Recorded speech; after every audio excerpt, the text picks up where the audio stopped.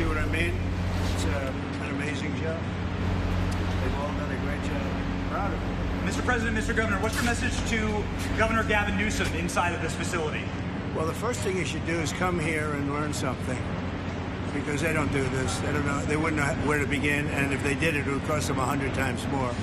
So I would say he should call the governor and Christie, and I'm sure you'd give him because his state is a disaster, and he doesn't do this. Well, they have the original Alcatraz, so you guys could approve him being able to set one of these up over there. I'm sure the secretary would be happy to do that and provide. My sense is he's probably not going to bite on that, but I don't know that they'd be able to come in at cost because they tried to do this high-speed rail. They spent like $150 billion, no tracks. We've got a privately funded rail in Florida from Miami to Orlando. It cost the taxpayers zero, and it's very successful. So it's just a much different approach between states. We're not going to let him get anywhere near Alcatraz. It'll cost 100 times more than they thought. Now, he ought to come here and study this because he could learn a lot. Yes? The first person checking into the room, sir?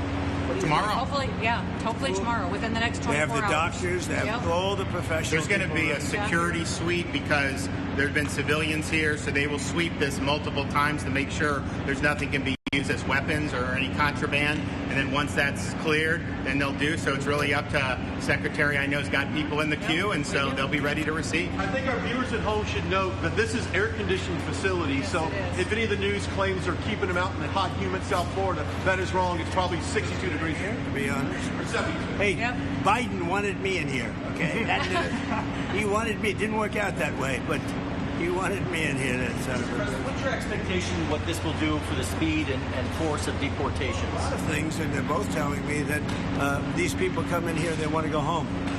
And they want to go home, so we immediately send them home, where it's appropriate. Now, if somebody's a real killer, we don't send them anywhere. We put them in a maximum security. Look, what we inherited from this guy, this incompetent man, and his administration, which wasn't incompetent, it was radical left, lunatic, communist, whatever you want to say. I know most of them. What we inherited should never, ever be forgotten. What they've made us do. This is all because of an open border policy where 25 million people flowed in. From all over the world, from prisons, from all over the world they flowed in. For no reason whatsoever. We had, when I left, we had a very powerful border. We had no problem. He opened it up. Day one, he just opened the border, and people couldn't believe it. That's right. They were standing there. What are they doing? They said, go in. That's it. You look at the first day tapes. They opened it up and they said, go in. And that's where all of this began. But this is an amazing thing that they've done here. Really but listen, people don't have to come here.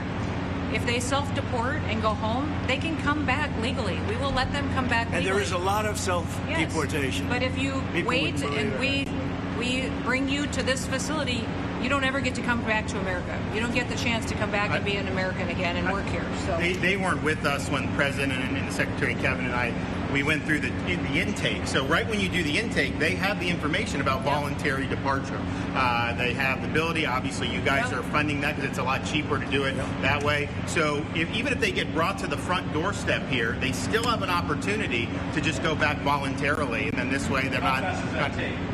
Let's say they get in here and they're like, hey, I want to stay here, I want to go back. We can put them on a plane that day and take them home.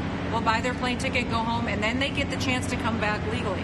If they wait and say we're not going to do that, they can come back legally after a period. Mr. President, you've talked recently about the idea of finding some way to get farm workforce and service sector workforce. And I think you've discussed somehow a program of people leaving on a sponsorship and coming right back. Can you give us a little more detail about that and why, in the view of some hardliners, it's not amnesty? Take care of our farmers and hotel workers and various other people, and we're working on it right now, and Ron's going to be involved, and you're involved already. So we have a lot of cases where ICE will go into a farm, and these are guys working there for 10, 15 years, no problem. The farmers know them. We're going to put, it's called farmer responsibility or owner responsibility, where they're going to be largely responsible for these people. And they know these people. They've worked on the farms for 15 years, and all of a sudden so I have a great, Ron does, Christie does, we have a great feeling for the farmer and for others in the same position. And we're going to give them responsibility for people. And we're going to have a system of signing them up so they don't have to go. They can be here legally. They can pay taxes and everything else. They're not getting citizenship, but they get other things. And the farmers need them to do the work. Without those people, you're not going to be able to run your farm. Mr. President, you and the governor tangled pretty hard in the 2024 election. Yet you stand here now. Yet you stand here now as partners on this effort. How would you describe the relationship, and what future does Governor DeSantis have? I think it's a 10. Maybe 9-9, because there might be a couple of little wounds. So maybe it's 9-9. I think we have a 10. We get along great. Well, the thing about it is, I endorsed him immediately in January 2024. I raised one of his PACs millions and millions of dollars, and obviously we saved him a lot of money in Florida because Florida was a deep red state. He didn't even have to do a rally in Florida, whereas 2016 and 20, this was like ground zero. And so we've been, really happy to do that. And then we've worked very well on this and other issues with Florida. And you can call him at any time, and he wants to be helpful for governors. I mean, I can tell you that. We did Hurricane Helene last year. You didn't hear from the president at the time then. But with President Trump, we know immediately. You just make the phone call. Yeah, a follow-up question. I'm sorry. Like another thing you inherited. How firm are you going to be with Netanyahu about ending the war in Gaza? Very firm. But he wants it too. I will tell you. He's coming here next week. He wants to end it too. We had a tremendous success with Iran. They won't have me. Somebody said, "When are you going to sign?" I said, "Sign? They are so bombed out."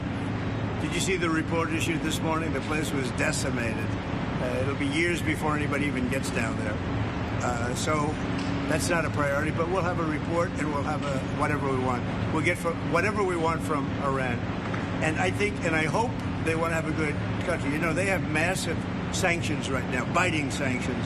It's going to be very hard for them to do anything with those sanctions. And I look forward to maybe there'll be a time when we get along with them and they can rebuild their country. Is there a point where you tell Netanyahu, like, you gotta end this now, you gotta strike a deal? Well, he wants to. I can tell you he wants to, and I think we'll have it. I think we'll have a deal next week. That's what I think. Mr. President, do you intend to announce your pick for successor to Jay Powell earlier than say, or as early as, say, this summer or this fall? Will I do something about who it's going to be? Yes. I don't know. Hey, he'd be a good candidate. You might do. She'd be a good candidate too. Anybody would be better than Jay Powell. No, he's causing us a fortune because he keeps the rate way up. I think it's Trump derangement syndrome personally, but we have a very strong country. We're the strongest country. Look, our country right now is at a level that we haven't seen for 40, 50 years. What we're doing now is nobody's seen anything like it. I told you, I was in the Middle East. The King of Saudi Arabia said to me very strongly, he said, "You know what? A year ago you had a dead country. Now you have the hottest country in the world." We do. We have the hottest country in the world. Thank you very much. When are we going to see that exemption for farmers? And what about other We'll be seeing it over the next couple of years. What about construction and other industries? Also, those type of industries. Will Kilmore Abrego Garcia be the first inmate here?